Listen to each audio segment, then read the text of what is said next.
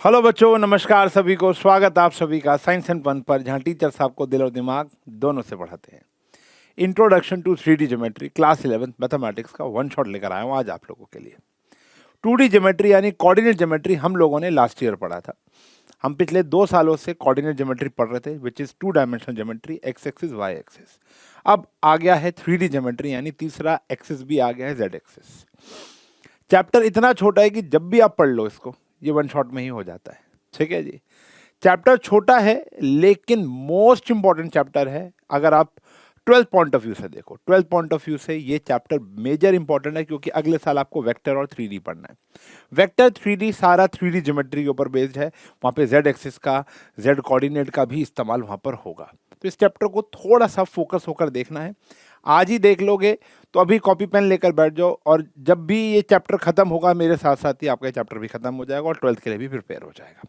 तो without wasting any time हम आगे बढ़ रहे हैं टॉपिक के ऊपर। पहला टॉपिक आता है, भैया पहले एक बार जान ले कि हम लोगों ने 2D ज्योमेट्री में आखिर पढ़ा क्या था और फिर क्या फ़र्क हो गया 3D ज्योमेट्री में।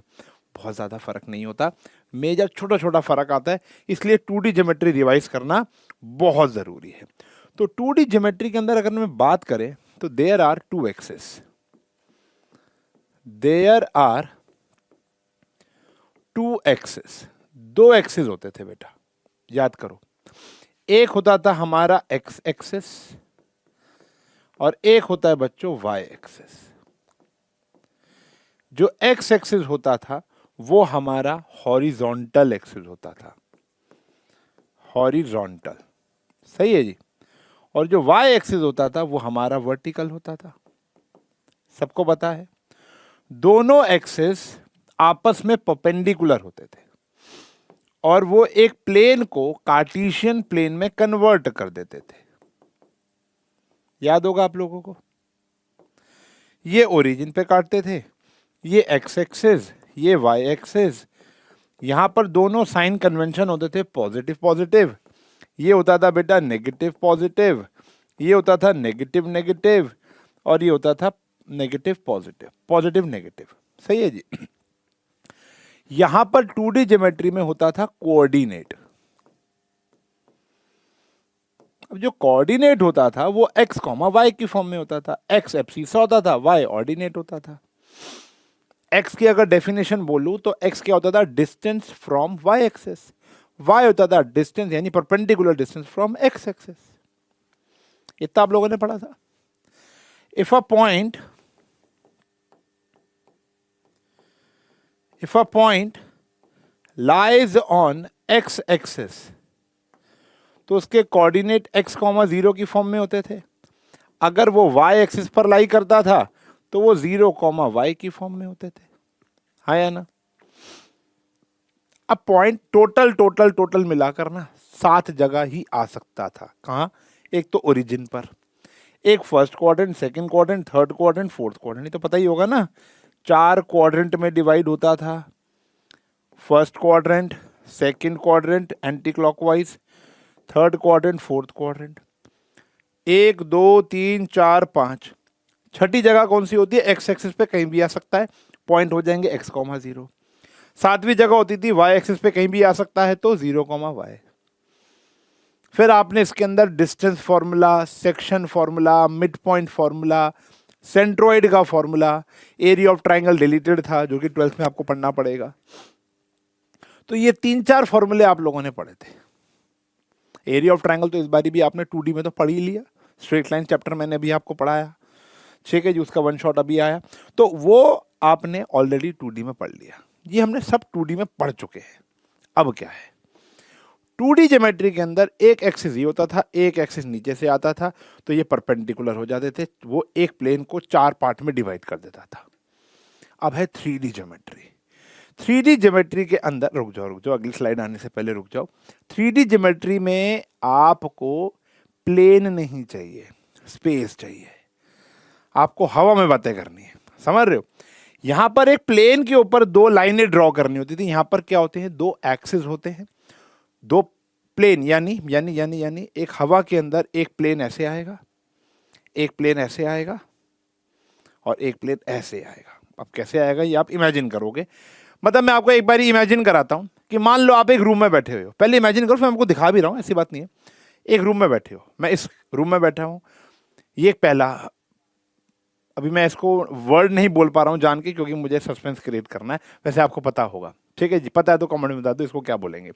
तो ये एक स्पेस हो गया, इसके साथ में एक और, इसके इधर एक और, इसके इधर एक और यही चारों ऊपर भी हैं। तो टोटल 8 प्लेसेस में डिवाइड कर देता है। दिखाता हूं कैसे, इमेजिन करना बहुत जरूरी है। यहां पर ये देखो, ठीक है जी, यहां पर ये देखो, ध्यान देखना, एक है, ये देखो ध्यान से देख पा रहे हो, 3 कलर्स हैं बेटा, गौर से देखो, एक एक ग्रीन, एक थोड़ा बहुत पीच कलर है और एक येलो कलर, वाओ, ठीक है जी। तो ये वाला हो गया बेटा हमारा एक्स एक्सिस, ओके, ये हो गया हमारा एक्स एक्सिस। ये जो है ना येलो वाला, ये हो गया हमारा वाई एक्सिस, और ये जो है ये वाला पीच कलर, ये हो गया हमारा जेड एक्सिस। अब ये तीनों आपस में म्यूचुअली परपेंडिकुलर है, वो यहां पर दिखता नहीं है, क्यों? क्योंकि हम यहां पर कहीं ना कहीं एक प्लेन पर इसको बना दिया, एक सरफेस पे इसको बना दिया। मैं आपको बताता हूं अपने कमरे का, ये बात 12 तक जाएगी।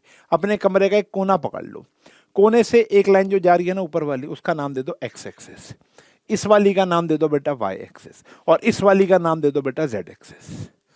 तो X axis, Y axis, Z axis, ये एक प्लेन हो गया। देखो मैं आपको इसके बारे में लिखना शुरू करता हूं, इसके बारे में लिखना शुरू करता हूं प्यारे बच्चों, कि देयर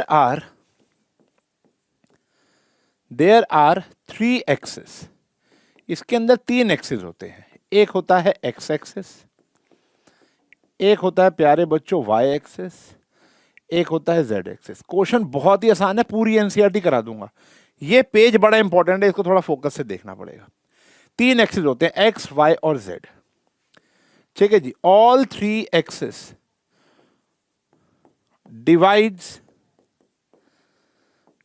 वहां पर था plane, divides the space into 8 parts, 8 parts में डिवाइड कर देगा।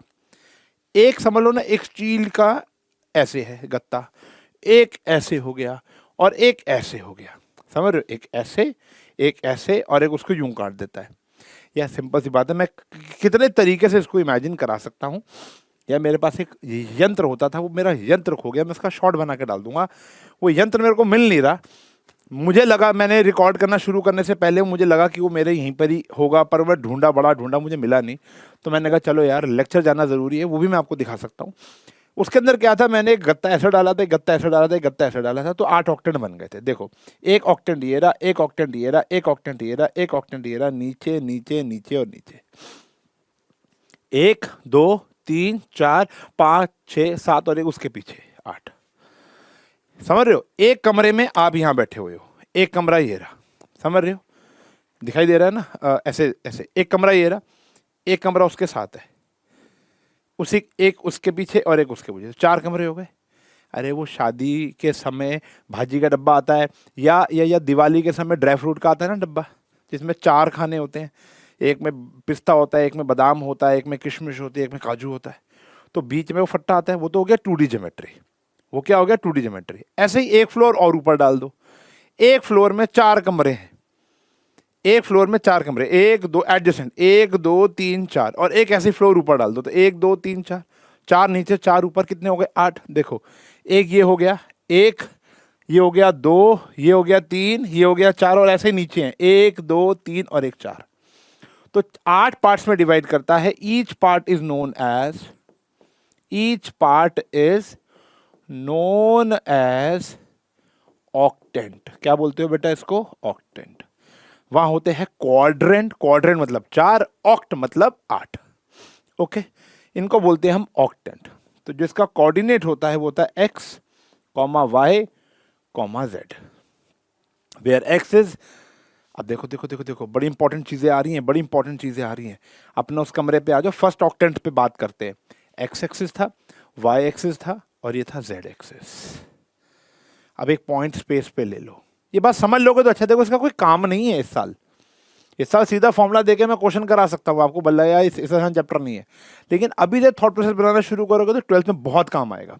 तो मान लो ये एक पॉइंट है, ये एक पॉइंट है, ठीक है जी। अब इसकी दूरी यहां से होगी। अब ये क्या है, ये जो दीवार है सामने वाली वो क्या है, पहले इस दीवार के बारे में बात करते हैं, फिर इस पॉइंट के बारे में बात करेंगे। ये जो दीवार है बेटा, ये जो दीवार है, ये एक्स एक्सिस था और ये जेड एक्सिस था। ये एक प्लेन बन गया, इस प्लेन को बोलेंगे एक्स जेड प्लेन। ये हमारा वाई एक्सिस था, ये हमारा जेड एक्सिस था, हाँ या ना, ये वाई एक्सिस था, ये जेड एक्सिस था, तो ये बन गया हमारा सॉरी ये x और ये z, तो ये क्या बन गया एक्स जेड प्लेन। ये था y और ये था z, तो ये बन गया वाई जेड प्लेन। ये था x और ये है y, तो ऊपर वाला जहां पंखा लगा हुआ है वो क्या बन जाएगा बेटा मेरा, जल्दी से कमेंट सेक्शन में बताओ। ये मेरा x एक्सिस, ये मेरा y एक्सिस, तो ऊपर वाला क्या बन गया एक्स वाई प्लेन। क्या बन गया एक्स वाई प्लेन। तो यहां पे आपको प्लेन पढ़ना पड़ेगा, ठीक है ना। अब देखो देखो देखो, ये हमारा x एक्सिस था, ये हमारा x एक्सिस है, ये हमारा y एक्सिस है। तो इस प्लेन को पता है क्या बोलोगे, एक्स वाई प्लेन। क्या बोलोगे बेटा, एक्स वाई प्लेन, ठीक है जी। ये भी क्या है एक्स वाई प्लेन, ये भी क्या एक्स वाई प्लेन, ये भी क्या एक्स वाई प्लेन। अब इसमें कुछ पॉजिटिव पॉजिटिव है, नेगेटिव नेगेटिव है। अच्छा, अब ये कौन सा है बेटा, z है, और ये कौन सा है बेटा हमारा y है। तो ये जो बन के आ रहा है ना, ये क्या हो गया हमारा वाई जेड प्लेन। ये क्या बन गया वाई जेड प्लेन। ऐसे ही यहां पर देखो, ये x है और ये क्या है z है, तो ये जो ग्रीन वाला बन गया, ये क्या बन गया भैया एक्स जेड प्लेन। क्या बन गया एक्स जेड प्लेन। दिख रहा होगा ना आपको, मुझे तो बड़ा प्यारा दिख रहा है यहाँ से, आप मुझे यहाँ से अच्छा नहीं दिख रहा, मुझे स्क्रीन पर बहुत अच्छा दिख रहा है। तो यहां पर क्या होता है कि X axis and Y axis together makes X Y plane. क्या बनाएंगे बेटा, एक्स वाई प्लेन बनाएंगे। मैं आपका ध्यान पीछे लेके जाना चाहूंगा। एक्स क्या होता है, X is nothing but the distance from Y axis, हाँ या ना। ऐसे ही यहां पर एक्स क्या होगा, यहां पर एक्स क्या होगा, X is nothing but the distance from Y Z plane. ये जो पॉइंट है ना, ये पॉइंट है, यहां देखो देखो देखो देखो, ये पॉइंट आ गया। इसके कोऑर्डिनेट 3 होंगे, फलाना कॉमा ढिमकाना कॉमा जो भी है। तो यहां से यहां तक की दूरी, ये कौन सा प्लेन था बेटा मेरा, ये था x, ये z, तो एक्स जेड प्लेन है ना। तो यहां से दूरी को बोलेंगे हम y ऑर्डिनेट, ऊपर से बोलेंगे z ऑर्डिनेट, यहां से बोलेंगे x, क्योंकि ये कौन सा प्लेन है, ये था हमारा y कॉमा z। तो y z प्लेन से जो दूरी होती है वो x होती है, फिर x और z प्लेन से जो दूरी होती है वो y होती है, और यहां से ऊपर की जो दूरी होगी वो क्या होगी बेटा हमारी z हो जाएगी। बात समझ में आ गई। तो x comma Y comma Z ऐसे कैलकुलेट किया जाता है स्पेस पर। यानी हवा में एक पॉइंट होगा, हवा में एक पॉइंट होगा, उससे यहाँ की दूरी, उससे यहाँ की दूरी और उससे नीचे तक की दूरी आप कैलकुलेट करोगे, ठीक है जी। आपके हेड, आपका हेड का टॉप या कोई एक पॉइंट ऑन द स्पेस, यहाँ से भी परपेंडिकुलर दूरी पर होगा, यहाँ से भी होगा और ऊपर से भी होगा। यस और नो, चेक करो, माचिस की डिब्बी रख के देख लो, समझ रहे हो, ऐसे ऐसे ऐसे। तो ये क्या हो गया बेटा हमारा, ये पॉइंट हो गया जिसके कोऑर्डिनेट है X comma Y comma Z, ये एक हवा में है, ओके। ऐसे ही ऐसे ही ऐसे ही Y axis comma Z axis together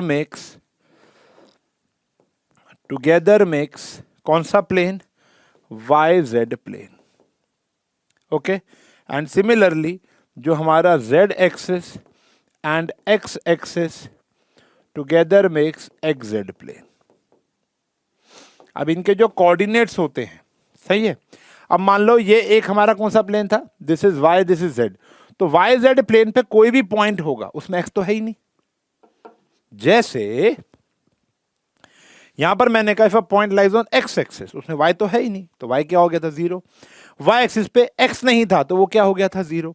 इसी प्रकार यहां पर बेटा एक्स वाई प्लेन पर z तो नहीं है, तो इसके कोऑर्डिनेट हो जाएंगे x कॉमा वाई कॉमा 0, ये हो जाएगा 0 कॉमा वाई कॉमा जेड, और ये हो गया x कॉमा 0 कॉमा जेड। कोई भी पॉइंट अगर एक्स वाई प्लेन पर होगा तो एक्स वाई 0 होगा, कोई भी पॉइंट एक्स जेड प्लेन पर होगा तो x 0 z हो जाएगा। सही है जी, गॉट इट। अच्छा, इसके अलावा पॉइंट देखो 8 ऑक्टेंट में तो आ ही सकता है, बताऊंगा वो पॉइंट साइन कन्वेंशन क्या है। 8 ऑक्टेंट में तो आ ही सकता है, पहला ऑक्टेंट, दूसरा ऑक्टेंट, तीसरा, चौथा, पांचवा, छठा, सातवां और आठवां। फिर 4 प्लेन पर भी आ सकता है, सॉरी 3 प्लेन पर, X Y plane, Y Z plane और एक्स जेड प्लेन, यहां पर भी आ सकता है बच्चों। और वो एक जगह और आ सकता है, वो जगह क्या आ सकता है, if a point lies on X axis, वो एक्स एक्सिस पर लाई करेगा, तो वो x, 0,0 होगा। वो जो लाइन आपने वहां देखी थी कोने पर, उसके ऊपर भी तो एक पॉइंट हो सकता है, उसके ऊपर एक पॉइंट एक्स एक्सिस तो होगा, यानी x पॉइंट तो होगा, y भी 0 होगा और z भी 0 होगा। बात समझ में आ गई। ऐसे ही अगर y एक्सिस है तो 0, y, 0 और z एक्सिस है 0, 0, z। इन पूरी की पूरी बातों से ये पता चला कि एक कोऑर्डिनेट 3D में पहली बात तो 8 ऑक्टेंट हो गए, एक ओरिजिन हो गया 9, फिर 10, 11, 12, 13, 14, 15 जगह आ सकता है। वहीं पर 2D ज्योमेट्री में वो टोटल 7 जगह आ सकता था। बात समझ में आ गई। तो अगर वो ऑक्टेंट में है, जैसे फर्स्ट ऑक्टेंट में है, तो कैसे वे चलेगा फर्स्ट ऑक्टेंट में, यानी साइन कन्वेंशन आपको देखनी चाहिए। साइन कन्वेंशन, साइन कन्वेंशन का मतलब क्या है, कन्वेंशन, हाँ जी, साइन कन्वेंशन इसलिए देखनी जरूरी है, जैसे हम 2D ज्योमेट्री में क्या करते हैं, फर्स्ट में पॉजिटिव पॉजिटिव, फिर नेगेटिव पॉजिटिव, नेगेटिव नेगेटिव और पॉजिटिव नेगेटिव कर देते, तो यहां पर भी आपको करना बहुत जरूरी है। तो ये आया first, second, third, fourth, fifth, sixth, seventh, eighth, ये आया बेटा। और यहां पर आया x, y, z।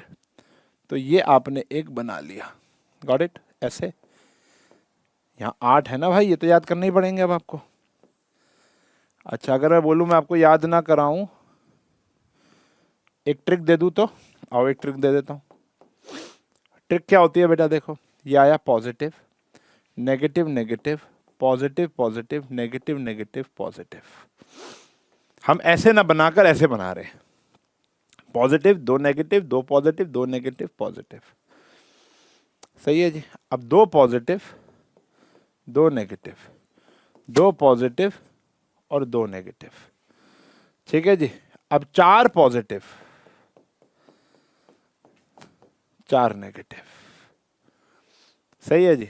ये आ गया plus plus plus first octant, minus plus plus second octant, minus minus plus आ गया जी हमारा third octant, plus minus plus आ गया fourth octant, plus plus minus ये आ गया, ऐसे ये ऑक्टेंट हो गया। याद करने का सिस्टम बड़ा सही हो गया। देखो पॉजिटिव, पहला पॉजिटिव 2 नेगेटिव 2 पॉजिटिव 2 नेगेटिव, फिर पॉजिटिव, फिर 2 पॉजिटिव 2 नेगेटिव 2 पॉजिटिव 2 नेगेटिव, फिर 4 पॉजिटिव 4 नेगेटिव, सही है जी। इसको याद कर लेंगे, यानी 8 ऑक्टेंट समझ में आ गया, एक ओरिजिन समझ में आ गया, अगर पॉइंट एक्स एक्सिस पे लाई करेगा, वाई पे, जेड पे, ये भी समझ में आ गया, प्लेन पर लाई करेगा वो भी समझ में आ गया, ठीक है जी।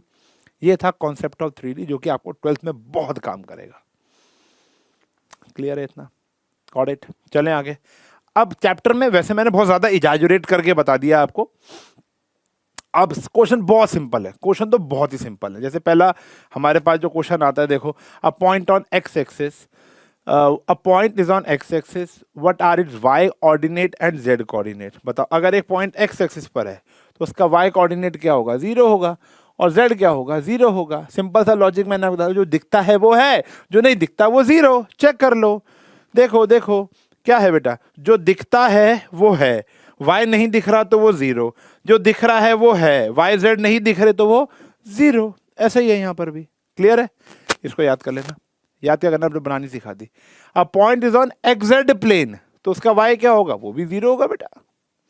क्या होगा, वो भी 0। सिंपल सी बात है, सही है ना।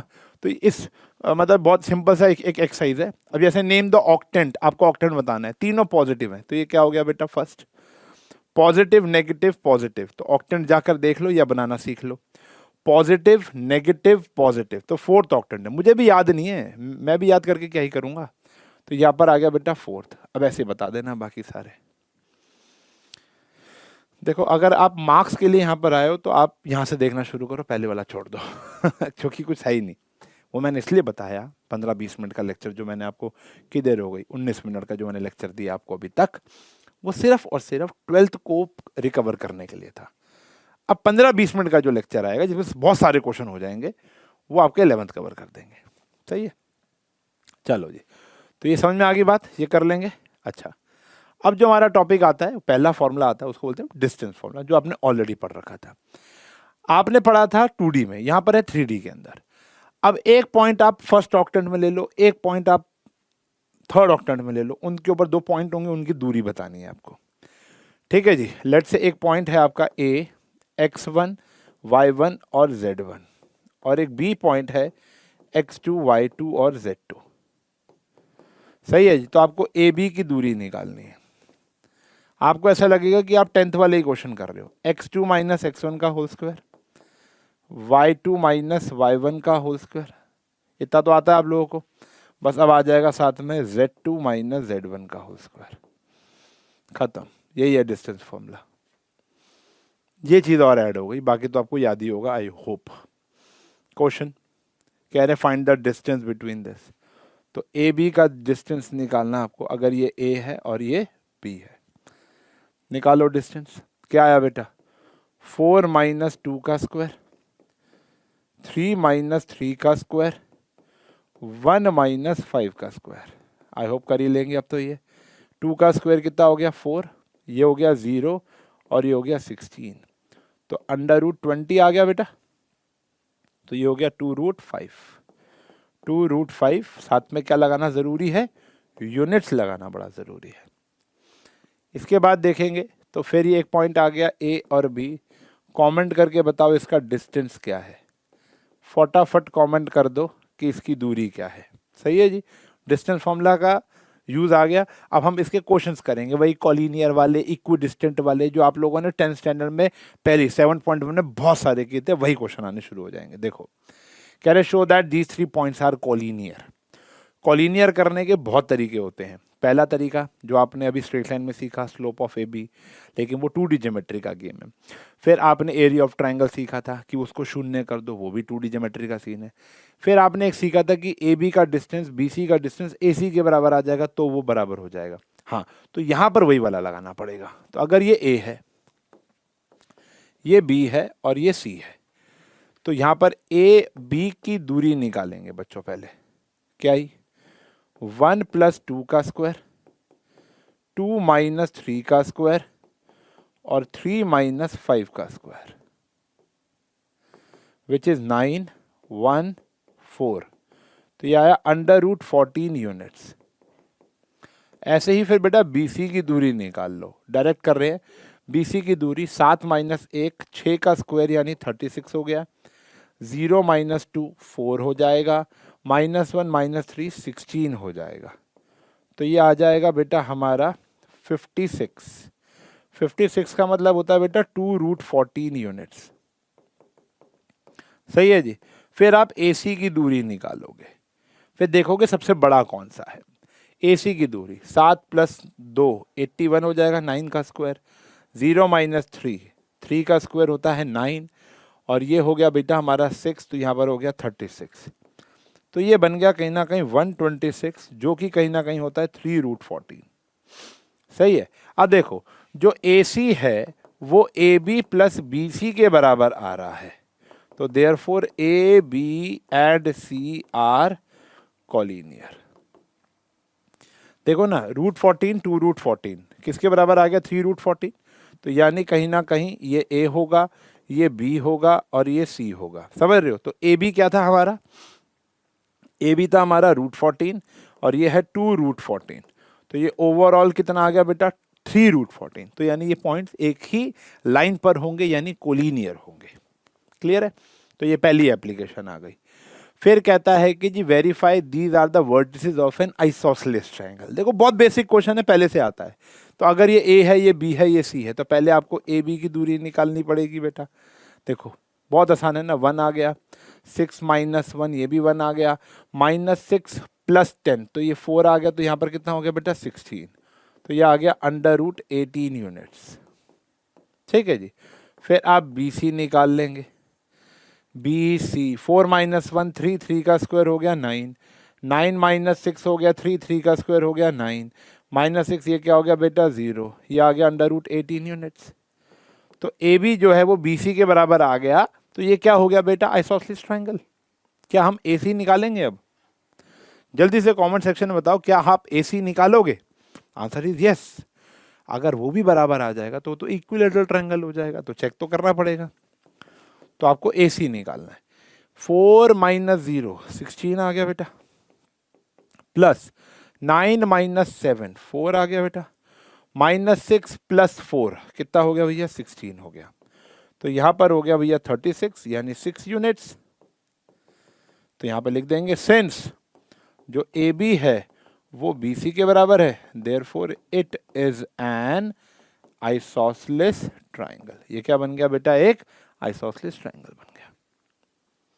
याद आ गई ना, नॉस्टैल्जिया हो गया ना, 10th स्टैंडर्ड वाली सारी चीजें आ गई। चेक करो भैया। फिर कह रहे प्रूफ करो कि ये राइट एंगल ट्रायंगल है, तो पाइथागोरस थ्योरम लग जाएगी। यस और नो? पहले ए बी की दूरी निकाल लेंगे प्यारे बच्चों। कितना आया 1, कितना आया 1 और कितना आया 16, तो ये भी आया रूट 18। बी सी भी यकीन मान लो रूट 18 आएगा, और ए सी आएगा बेटा 6 यूनिट्स। कैलकुलेट कर लेना। अब देखो जो ए सी का स्क्वायर है, क्योंकि सबसे बड़ा तो यही है, वो ये आया, और ए बी का स्क्वायर प्लस बी सी का स्क्वायर किया, तो ए बी का स्क्वायर 18 हो गया, उसका स्क्वायर भी 18 हो गया, 36 हो गया, बराबर आ गए, तो ये राइट एंगल ट्रायंगल हो गया। ये मुझे याद है इसलिए मैंने डायरेक्ट लिख दिया। आप पूरा कैलकुलेट करके प्रॉपर फॉर्मूला लगा के बिंदी लिपस्टिक प्रॉपर। बिंदी लिपस्टिक का मतलब मेरे कहने का जो नए बच्चे उनको बता दूं, यानी प्रॉपर प्रेजेंटेशन। ठीक है जी। Prove that they are vertices of a parallelogram. अब पैरेललोग्राम के अंदर देखो ये चार चीजें होती है, ए बी सी डी, ठीक है ना। तो अब आपको ए दिया हुआ है -1 2 और 1, बी दिया हुआ है 1 -2 5, सी दिया हुआ है 4 -7 8, और फिर यहां पर दिया हुआ है 2 -3 और 4। कॉन्सेप्ट समझ लो, खुद करना। देखो सबसे पहले आप ए बी निकालोगे, बी सी निकालोगे, सी डी निकालोगे और डी ए निकालोगे। तो इसमें अपोजिट साइड बराबर आएंगी। पैरेललोग्राम का क्या होता था? Opposite sides are equal. तो ए बी के अपोजिट साइड है सी डी, तो यानी ये दोनों बराबर आ जाएंगी। ए बी किसके बराबर आ जाएगी बेटा? सी डी के। और बी सी किसके बराबर आ जाएगी? डी ए के। लेकिन इससे तो ये रेक्टेंगल भी हो सकता है, ये तो आएगा ही आएगा। अब हमें कैसे पता चलेगा कि ये रेक्टेंगल है या पैरेललोग्राम है? Yes, diagonals. किससे आएगा बेटा? डायगोनल। तो आपको इसके डायगोनल भी निकालने पड़ेंगे, यानी you have to find A C and B D also. A C and B D also. अब यहां पर आपको देखने को मिलेगा कि जो ए सी है वो बी डी के बराबर नहीं है, तो वो क्या हो गया? It is a parallelogram. अगर ये बराबर आ जाते तो वो क्या हो जाता है? रेक्टेंगल हो जाता। Same goes for square and rhombus also. लिख लो, कहीं लिखना है तो। चारों साइड बराबर आ जाएंगी तो वो स्क्वायर भी हो सकता है और रोम्बस भी हो सकता है। डायगोनल डिसाइड करेगा दोनों में से क्या है। डायगोनल बराबर है तो वो स्क्वायर, नहीं है तो वो रोम्बस। Got it? आराम से इसको लिख लो, फिर आगे बढ़ना। चारों में से कोई क्वेश्चन आ सकता है, पैरेललोग्राम, रोम्बस, स्क्वायर या रेक्टेंगल। क्लियर है जी? फिर आते हैं इक्वी डिस्टेंट के question, which is very important. अब यहां से थोड़ी हाई बननी शुरू हो जाएगी, क्वेश्चन बढ़िया होने शुरू हो जाएंगे। Find the equation of the set of the point which are equidistant from this point. तो एक इक्वेशन बनानी है जो कि इस पॉइंट से इक्वी डिस्टेंट है। तो लेट कर लिया P x y z। ए पॉइंट दिया हुआ है 1 2 3 और बी पॉइंट दिया हुआ बेटा 3 2 -1। According to question P A जो है वो पी बी के बराबर है। इक्वी डिस्टेंट का मतलब क्या होता है? इक्वल दूरी। पता है ना तुम लोगों को, बहुत क्वेश्चन किए लास्ट ईयर। इक्वल डिस्टेंस होता है ये, बहुत क्वेश्चन किए हमने। इक्वल दूरी, तो जो पी ए की दूरी है वो पी बी की दूरी के बराबर है। डिस्टेंस फॉर्मूला लगाएंगे, ये लगेगा, लगाओ जी। दिस इज x -1 का स्क्वायर, y -2 का स्क्वायर, z -3 का स्क्वायर, x -3 का स्क्वायर, y -2 का स्क्वायर, z +1 का स्क्वायर, माइनस माइनस प्लस। अब ये अंडर रूट हटाने के लिए क्या करते थे बेटा आप लोग? स्क्वेयरिंग बोथ साइड्स, ये आ गया x माइनस 1 का स्क्वायर, y माइनस 2 का स्क्वायर, z माइनस 3 का स्क्वायर, x माइनस 3 का स्क्वायर, y, बस मैंने रूट हटा दिया यार और कुछ भी नहीं किया। चेक करो, ये आपस में क्या हो गया बेटा, कैंसिल हो गया। यहां पर आया X square plus 1 minus 2x, Z square plus 9 minus 6z, X square plus 9 minus 6x, Z square plus 1 plus 2z। काटा PT, then you have your own equation. X square Z square, X square Z square, 9 9 1 1 minus 2x, यहां पर आगे क्या हो जाएगा 4x minus 6 minus 8z equal 0, 4 भी common ले सकते हो। तो ये आपके पास एक इक्वेशन आ गई, उन्होंने वही निकालने को बोला था। सही है प्यारे बच्चों, सिंपल सा है। तो आपने एक इक्वेशन, सेट ऑफ इक्वेशन निकाल ली थी, वो निकाल ली। कॉन्सेप्ट कोई भी नया नहीं आने वाला, कोई भी नया नहीं आएगा। सेंट्रॉइड भी आएगा, मिड पॉइंट भी आएगा, सेक्शन फॉर्मूला होता था वो आपका डिलीट कर दिया गया है, क्योंकि वो सेम आपका कहाँ पर है, 12th स्टैंडर्ड में। चलिए जी, और देखो, find the equation of a set of point P, sum of whose distance from A and B is 10। Question बहुत ही सिंपल है, क्या रखा है, P एक पॉइंट ले लिया, लेट कर लिया P एक point, x comma Y comma Z सही है, और इक्विडिस्टेंट है, नहीं A दिया हुआ है ये, और B दिया हुआ है -4 0 और 0, और क्या रखा है कि PA और PB का जो दूरी का सम है वो 10 है। The sum of whose distance from A and B is 10। तो आपको ये बात गिवन है ये बात गिवन है आपको। तो यहां पर अब देखो, क्वेश्चन का कॉन्सेप्ट खत्म हो गया, इक्वेशन निकालनी है। पिछले क्वेश्चन में आपने डायरेक्ट स्क्वेयरिंग बोथ साइड किया और एक इक्वेशन आ गई। यहाँ डायरेक्ट स्क्वेयरिंग बोथ साइड करोगे तो फंस जाओगे। हम स्क्वेयरिंग बोथ साइड क्यों करते हैं, इसलिए कि ताकि रूट हट जाए। यहाँ पर अगर आप स्क्वेयरिंग बोथ साइड करोगे तो पी ए का रूट हट जाएगा, पी ए स्क्वायर हो जाएगा, क्योंकि पी बी का हट जाएगा क्योंकि पी बी स्क्वायर हो जाएगा, लेकिन +2 पी ए और पी बी दोबारा आ जाएगा क्योंकि आप होल स्क्वायर का फॉर्मूला डालोगे ना। तो 2 पी ए पी बी आ जाएगा, तो 2 रूट और पैदा हो जाएंगे। भाई जिसको हटाने गए थे वही रह गए, तो फायदा कोई नहीं हुआ। तो ऐसे क्वेश्चनों में जहाँ पर यहाँ पर भी रूट हो और यहाँ पर भी रूट हो, बीच में प्लस या माइनस का साइन हो, तो एक छोटा सा एक एडवाइस देते हैं कि P A is equals to 10 minus P B कर दो, एक को उधर ले जाओ एक को उधर ले जाओ, और अब कर दो बेटा squaring both side. Squaring both sides क्या आया बेटा, पी ए का होल स्क्वायर, और ये आया 10 माइनस पी बी का होल स्क्वायर।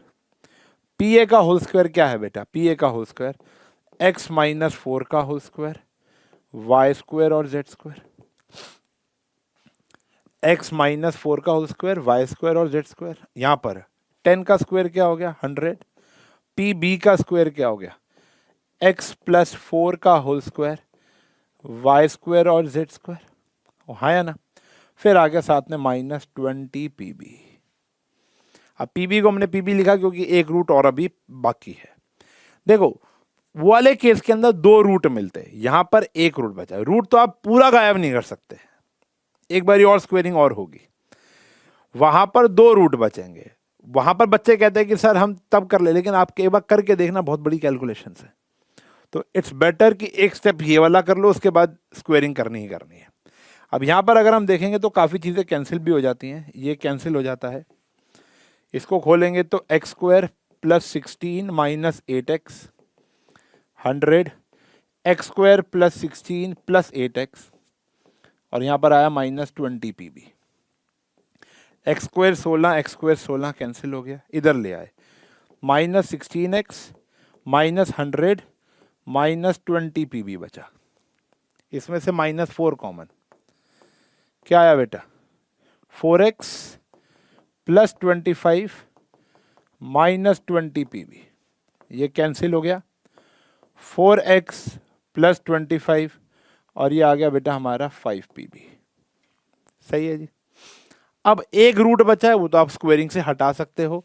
दोबारा क्या करेंगे, squaring both side, 4x plus 25 का स्क्वायर और 25 पी बी का स्क्वायर, पी बी का स्क्वायर यानी x प्लस 4 का स्क्वायर और y स्क्वायर और z स्क्वायर।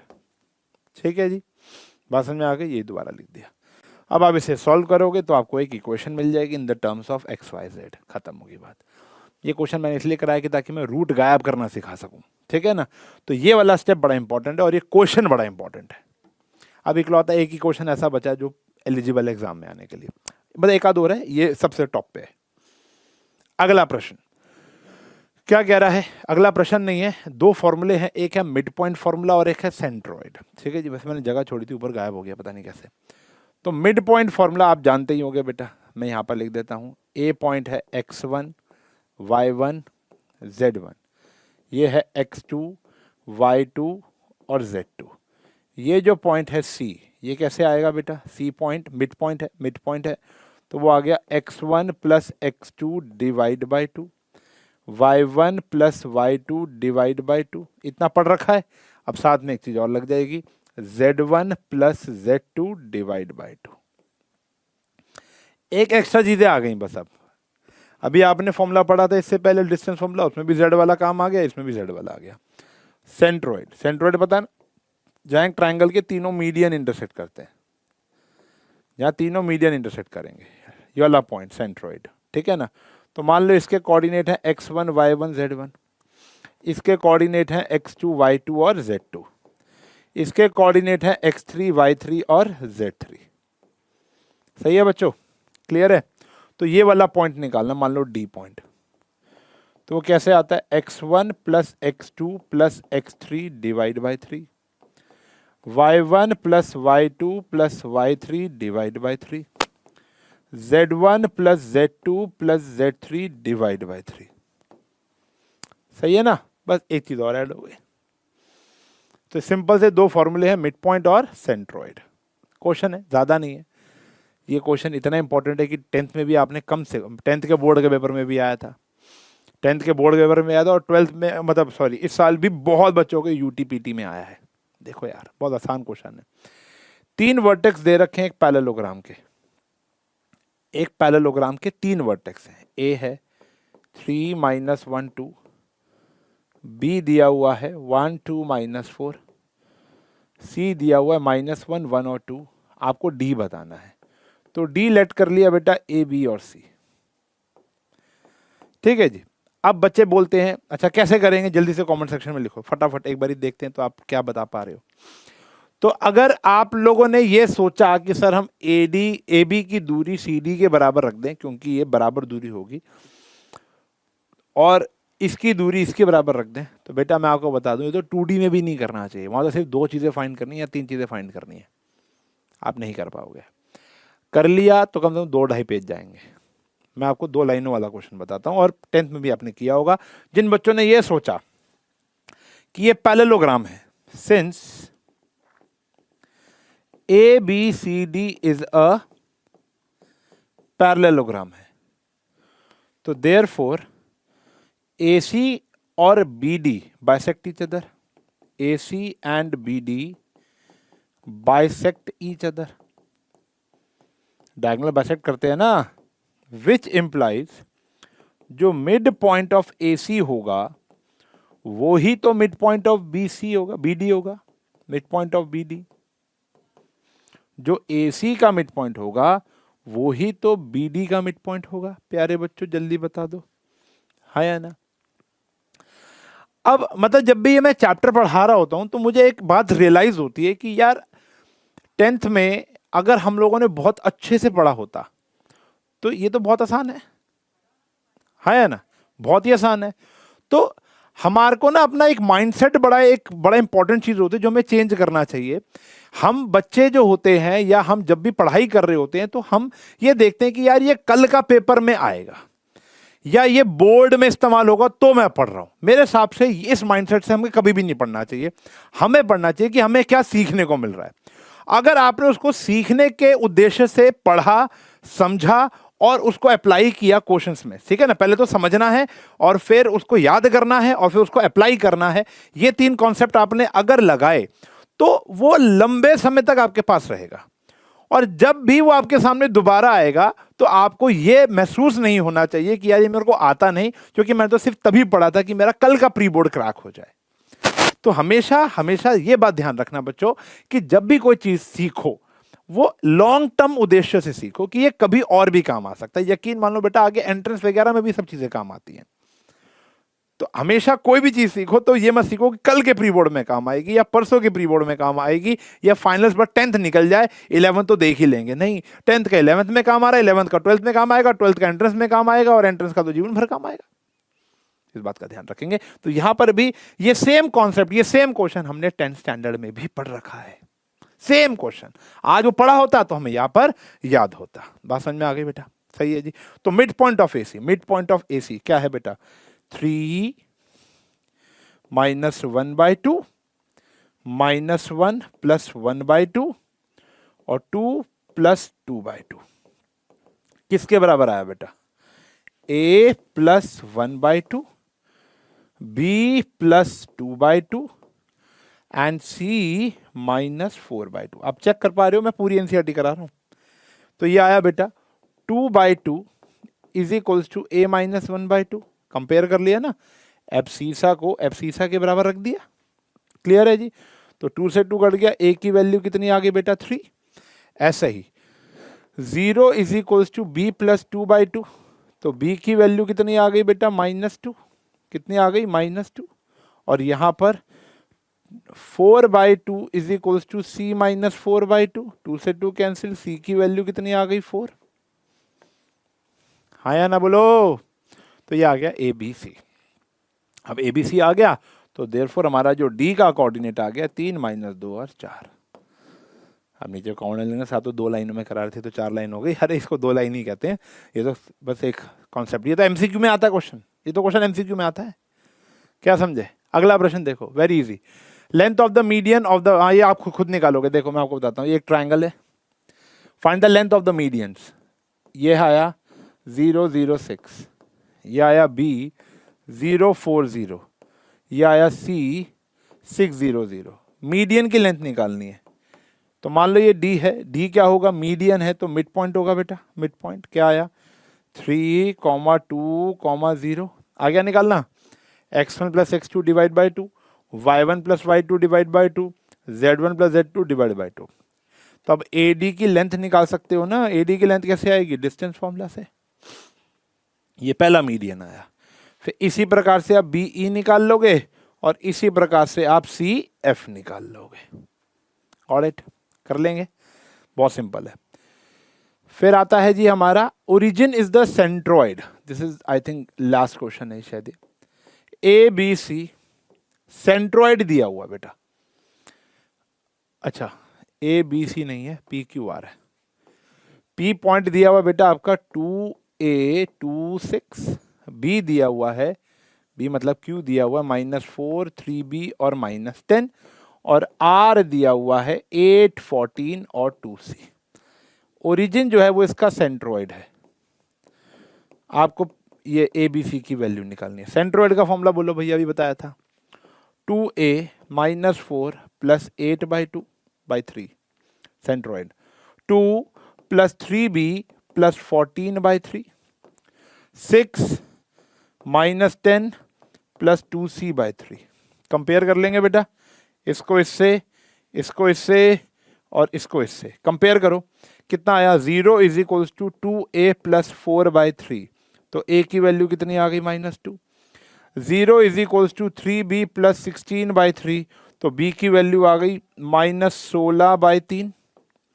ऐसे ही 0 = 2C - 4/3, तो C की वैल्यू कितनी आ गई? 2। ABC की वैल्यू निकालनी थी, काम हो गया। या तो सेंट्रॉइड निकालने को बोलेगा, या सेंट्रॉइड दिया होगा उससे कुछ और निकालने को बोलेगा, या तो एक पॉइंट निकालने को बोलेगा, या ABC निकालने को बोलेगा, कुछ भी हो सकता है। ठीक है जी, तो फॉर्मूला याद करो, काम हो गया। चैप्टर बहुत बेसिक है, ज़्यादा वेटेज का भी नहीं है, लेकिन मेरे को पता है क्या होता है, कभी कभी हमें ऐसा लगता है कि आज जो हम काम कर रहे हैं वो हमको इतना बेनिफिट नहीं दे रहा, तो हमारा मन नहीं करता। समझ पा रहे हो? जैसे इस चैप्टर को लेकर बच्चों को एक धारणा होती है कि यह तो बहुत आसान सा चैप्टर है, 3 ही नंबर का है, तो मैं छोड़ देता हूँ।